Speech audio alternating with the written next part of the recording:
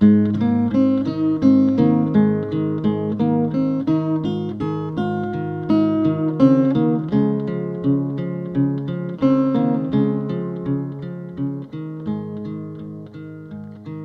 the seed in the ground, water it, don't let it drown. Watch it grow tall. Put your love in someone's heart, build them up, don't let them fall down. Watch them grow tall.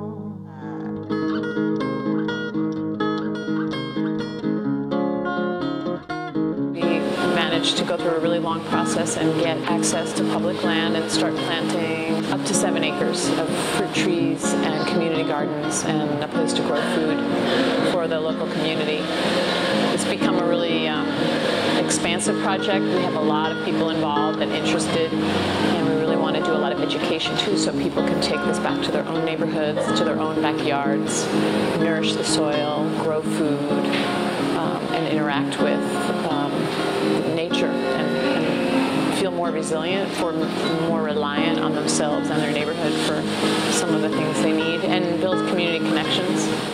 Spent today with a lot of people we wouldn't otherwise have hung around with, and created something together.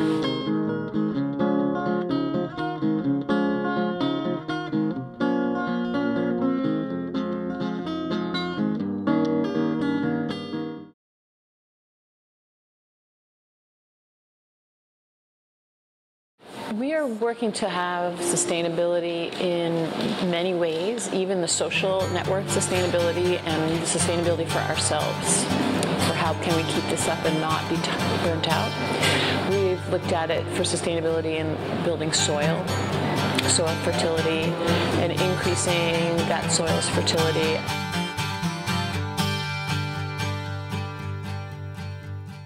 We say sustainability even with water needs.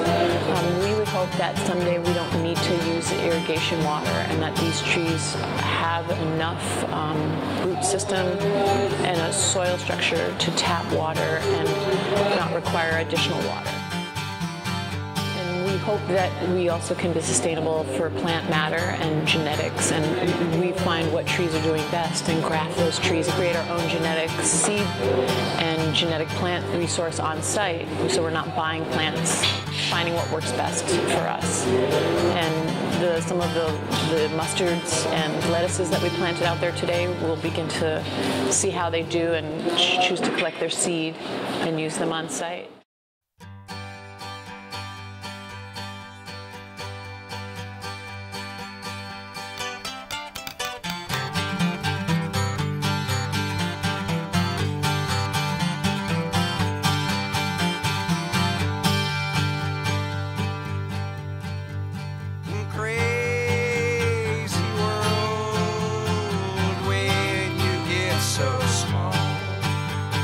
Seems like yesterday the trees were so tall.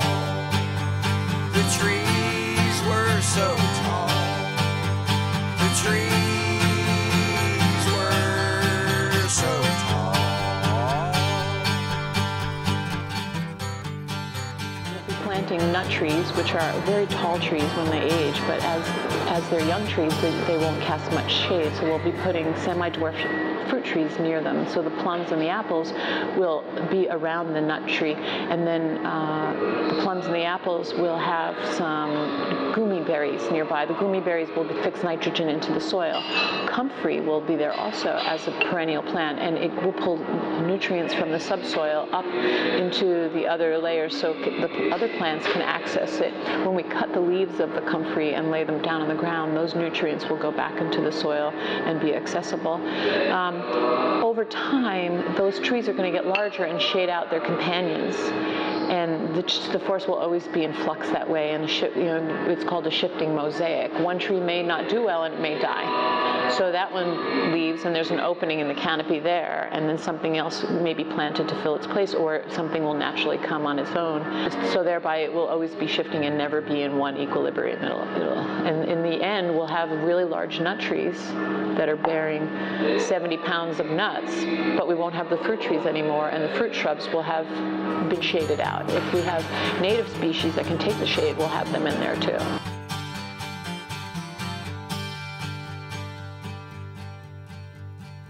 Crazy world when you get so small. Seems like yesterday the trees were so tall.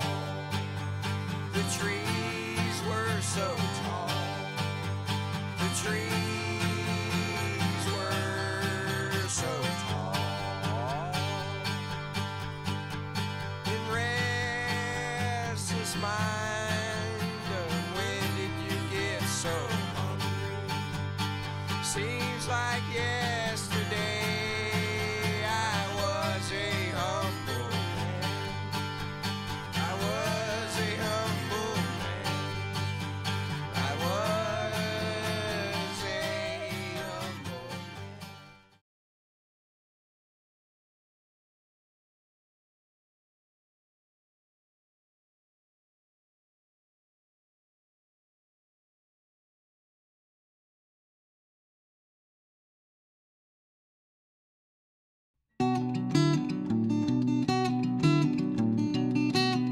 Biochar is a name for a process of making charcoal. It's reminiscent of what has been done since ancient times, and it's being discovered now more and more in archaeological digs and layers of the rainforest. And it's probably how people, large population of people, were able to live in rainforest soils because of their nature. They could wash away more easily. But biochar is added to the soils by humans to get more soil structure. And so we will take whatever woody debris we can find, it could even be pine cones, and cook it in a rocket stove. And like the rocket stove you may have heard of, but you control the oxygen and the burning process in a defined container. They can be like 5-gallon paint buckets, 1-gallon paint buckets, 5-gallon metal buckets, and you cook a fire. You can use the fire to make your meal, and you shut off that oxygen at a certain point so that what you remain is a charcoal that is porous, that is carbon, and you put it in your soil. And so and you can urinate on it and add the nutrients from your urine. You can put a mushroom mycorrhizae on it. You can pour compost tea on it, and then it soaks into the biochar, and that's put into the soil. And it's different than putting wood chips in your soil. So you're sequestering carbon and you're putting it into the soil, and you're helping create a certain soil chemistry, soil structure, and a habitat for critters.